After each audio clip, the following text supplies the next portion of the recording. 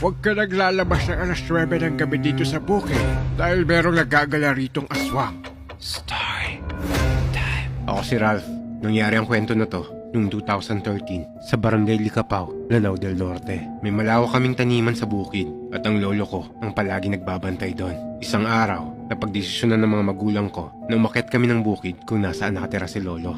Nakatira na kasi kami malapit sa may bayan, kaya medyo malayo pa ang bukid sa amin. Aakyat daw kami para mamitas sa mga tanim namin sa bukid na ititinda ni mama sa may bayan at para mandalhan na rin si lolo ng mga stock ng pagkain niya. Pagdating namin doon, halos buong araw kami nag-harvest pero hindi pa namin natapos ang lahat. Kaya napagdesisyonan ni mama na ituloy na lang ulit ang pamimitas bukas. 5:30 PM na kasi ng mga oras na to.